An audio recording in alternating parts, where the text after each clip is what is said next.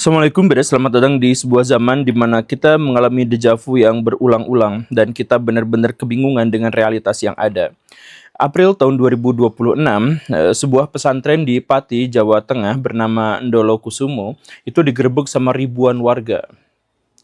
Ribuan warga ini marah karena pendiri dari pondok pesantren itu sejak berpuluh-puluh tahun yang lalu dibiarkan melakukan pemerasan terhadap warga, perbudakan, penipuan. Dan yang terakhir yang membuat warga benar-benar marah itu adalah terhadap setidak-tidaknya 50 orang santri yang kebanyakan di antara mereka masih duduk di bangku SMP. Kita kita dejavu tuh karena ini tuh perasaan sering kali terjadi gitu. Tapi ya setidak-tidaknya sekarang warga masyarakat itu menggerebek ya. Dan warga masyarakat menggerebek ini karena mereka sebenarnya sudah tidak kuat. Praktek semacam ini sudah dilakukan selama belasan atau bahkan puluhan tahun.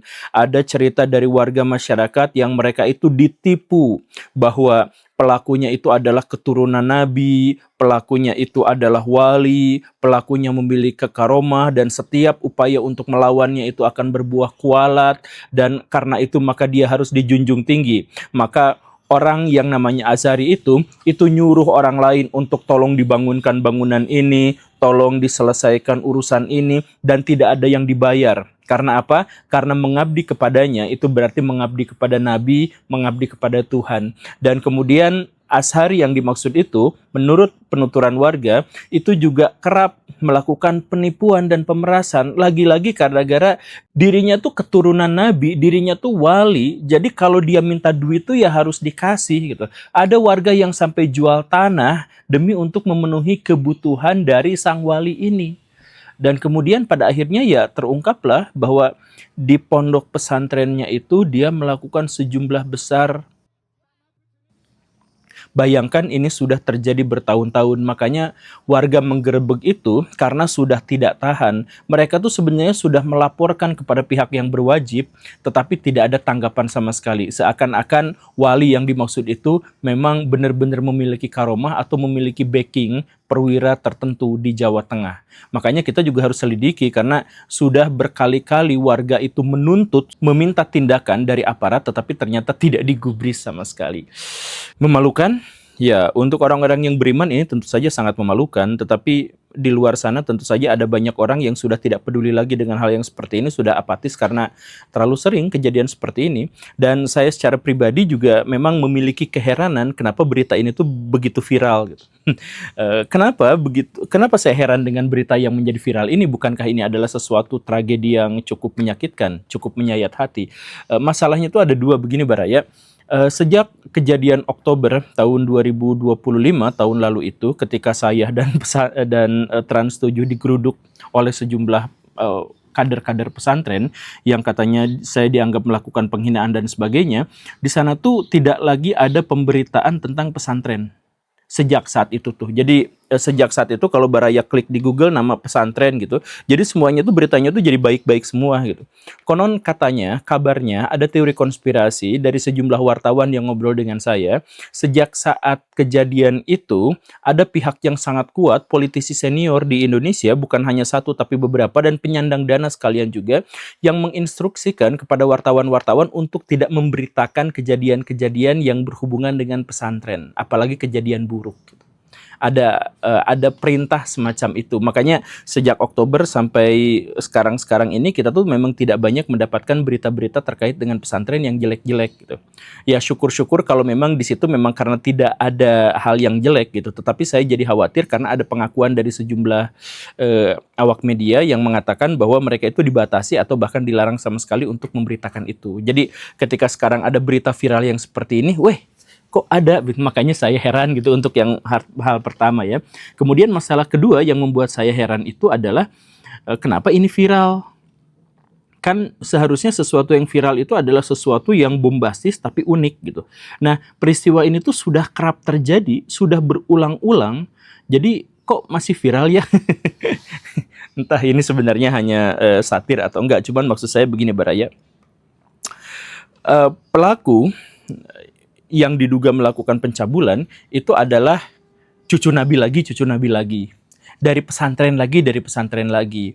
wali lagi, wali lagi. Punya karomah lagi, punya karomah lagi. Bukankah ini adalah modus yang sudah lama terjadi di Indonesia, sudah diketahui oleh rakyat Indonesia, dan sudah berkali-kali diviralkan di Indonesia? Bahwa ada orang yang ngaku cucu Nabi, walaupun tidak terverifikasi, kemudian ngaku dirinya wali, memiliki sejumlah kesaktian, kemudian dia melakukan penipuan dan melakukan pencabulan. Itu tuh kejadian yang dalam benak kita memang sudah sering terjadi hal yang seperti itu. Kok bisa viral lagi gitu.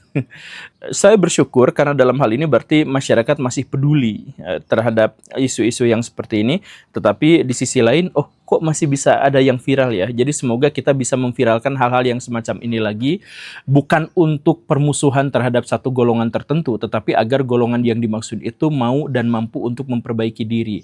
Karena selama ini kelompok yang mengaku dirinya suci, mengaku dirinya sakral, keturunan nabi, wali dan sebagainya, itu adalah kaum-kaum yang sama sekali tidak mau menggubris masukan, saran, kritikan dari masyarakat.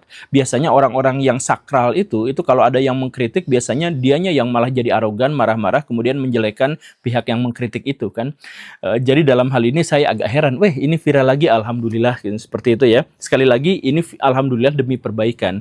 Dan ketika saya menyadari hal ini, maka saya tuh muncul rasa optimisme. Maksudnya tanpa mengurangi rasa iba kita terhadap korban, ya kita mengetahui bahwa korban mungkin saja akan mengalami trauma mendalam dan dalam jangka waktu yang sangat lama, dan mungkin saja akan mengubah perilakunya. Apalagi mereka itu masih anak-anak, masih SMP gitu. Kita sebenarnya tidak akan bisa menarik rasa iba itu dari kita. Cukup kalau kita bayangkan kita punya anak masih SD, masih SMP, kemudian menjadi korban dari orang yang mengaku wali, mengaku sakral dan sebagainya, iman kita nggak goyah aja itu udah luar biasa banget, Baraya. Jadi tentu saja ini adalah sesuatu yang tidak boleh menjauhkan kita dari rasa iba. Itu adalah satu hal. Tetapi di sisi lain ada sesuatu yang membuat kita optimis, yaitu apa? Pertama, ternyata warga masyarakat menggerbek pesantren ini, menggeruduk pesantren ini. Seperti yang kita ketahui bersama bahwa dulu itu kalau ada kasus pencabulan, kalau ada kasus kekerasan, kalau ada tindakan penyelewengan yang itu ada di dalam pesantren, biasanya itu ditutup-tutupi, disembunyikan. Biasanya itu warga masyarakat tidak bisa berbuat apa-apa dan penegak hukum juga tidak melakukan apa-apa. Biasanya. Baraya ingat nggak dengan kasus Mas Beci yang dulu itu? Itu melakukan sejumlah pencabulan. Tetapi ketika mau ditangkap, keluarganya yang pimpinan pondok pesantren, kemudian santri-santrinya, itu berupaya mati-matian untuk membelanya. Baraya ingat ada kasus Kiai di Jember itu, yang punya kanal YouTube Benteng Akidah itu kan melakukan sejumlah pencabulan, tetapi kan banyak orang-orang, banyak teman-temannya yang langsung membela itu, yang langsung berupaya untuk menangguhkan penahanan, langsung berupaya untuk melindunginya dalam hukum dan sebagainya.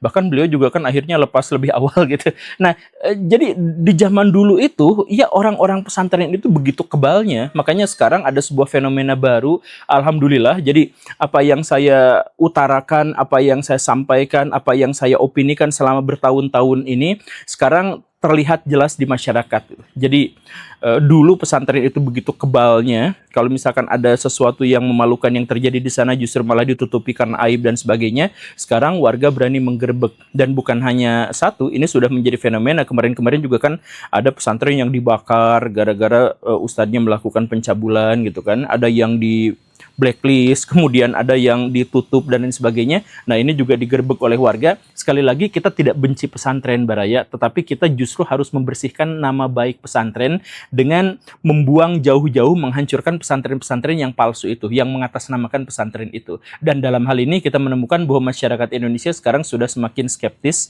sudah semakin dewasa, sudah mau berpikir kritis, dan mereka akhirnya berani untuk mendobrak kesakralan pesantren itu. Kalau mereka melakukan pencabulan, kalau mereka melakukan kekerasan, kalau mereka di sana ada penipuan dan sebagainya, yang digeruduk saja. Itu adalah hal pertama yang sekali lagi tanpa mengurangi rasa iba kita terhadap korban, itu adalah kabar yang cukup baik. Kemudian kabar baik berikutnya itu adalah bahwa pernyataan dari para penggerebek, dari warga masyarakat di sana, mereka tuh sampai mengatakan, ini pimpinan dari demonstrannya, dari penggerebeknya, itu mengatakan jangan sampai pesantren dipermalukan, jangan sampai warga NU itu dipermalukan. Merasa resah karena yang bersangkutan mengatasnamakan pondok pesantren ini merusak citra nama pondok pesantren dan khususnya kepada NU dan kepada nama desa Rogosari. Jangan warga sini Mas ya? Ya, warga sini. Mungkin sebelumnya sudah sering mendengar. Sudah sering. Karena banyak ancaman dari pihak terkait atau dari pihak khususnya pengasuh, yaitu tersangka, itu dia berani mengancam balik dengan ancaman fitnah atau menyebarkan nama baik. Nah, ini poin saya gitu. Jadi alhamdulillah saya tuh dulu tuh pesimis kenapa sih orang-orang tuh ketika saya ngomong tuh justru saya yang dianggap menghina NU gitu, dianggap menghina orang Islam, menghina pesantren gitu.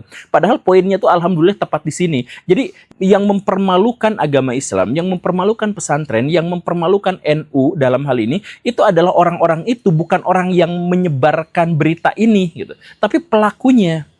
Nah, dan ini orang itu langsung ngaku bahwa ini adalah NU, ini adalah pesantren. Pengakuan ini tuh penting, Baraya.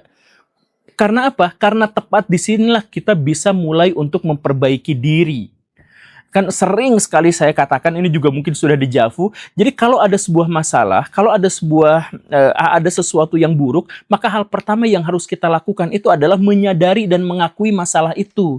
Dari situlah kemudian kita memperbaiki diri, bukan malah melakukan penyangkalan. Dulu kalau ada pesantren yang pencabul, ada pesantren yang melakukan kekerasan, ada pesantren yang mengajarkan terorisme, kan orang-orang itu dengan mudahnya ngomong bahwa kan nggak semua pesantren seperti ini gitu. Tapi ini demonstran, tapi ini si penggerbek, ini warga lokal di sana mengatakan bahwa ini mempermalukan pesantren, ini mempermalukan NU. Tepat di situ poinnya, Baraya. Makanya orang-orang yang mempermalukan NU, orang yang mempermalukan pesantren itu harus diusir, harus dilepaskan. Bukan justru malah dibela, bukan justru malah orang-orang yang mengkritiknya dicaci maki. Ini adalah kabar baik kedua, di mana nampaknya masyarakat kita sudah menjadi lebih dewasa. Kemudian yang ketiga, kabar baik yang saya soroti di sini adalah ada upaya dari warga masyarakat untuk melakukan penutupan permanen terhadap pesantren yang dimaksud itu. Ya, tentu saja ini konteksnya berbeda-beda gitu. Cuman maksud saya adalah, Baraya ingat nggak kejadian di tahun 2025 kemarin lalu itu, ketika ada sebuah pesantren yang berdiri dengan tiang bangunan yang tidak baik, dengan konstruksi yang tidak baik, dan seterusnya, kemudian rubuh. Rubuh itu adalah gara-gara kelalaian manusia, dan menyebabkan kematian pada banyak sekali santri penghafal Quran di sana. Baraya ingat kan kejadian yang seperti itu? Apa yang terjadi? Pesantrennya dibela. Dan kemudian bahkan pesantren itu dibangun kembali dengan APBN. Ratusan miliar rupiah tiba-tiba datang ke sana. Nah, itu kejadian pesantren di zaman dulu, begitu kebalnya mereka, begitu sakralnya mereka, bahkan ketika kelalaian mereka merenggut nyawa manusia, itu tuh masih dibela-belain, bahkan dikasih anggaran. Sekarang kejadiannya lain, ada tuntutan untuk penutupan permanen. Ini jelas akan memperbaiki pesantren. Karena pesantren yang asli itu akan menjadi semakin terlindung dan semakin terpisah dari pesantren-pesantren palsu. Dari cucu-cucu Nabi yang palsu, dari wali-wali yang palsu, dari orang-orang yang punya karomah palsu. Sekarang semuanya akan membaik. Jadi insya Allah gitu. Sekali lagi ya, kita berharap agar korban-korban itu segera selesai dengan traumanya. Semoga mereka itu akan baik-baik saja. Semoga masa depan mereka cerah dan seterusnya. Tetapi bahwa dalam hal ini kita tuh melihat ada sesuatu yang mencerahkan di masa depan. Bahwa masyarakat kita sekarang lebih baik, masyarakat kita sekarang lebih adil, masyarakat kita sekarang itu lebih kritis terhadap pihak-pihak yang bahkan mengaku sebagai cucu Nabi. Terima kasih karena sudah menyimak. Ayo kita terus gaungkan perubahan. Saya Guru Gembul. Assalamualaikum warahmatullahi wabarakatuh.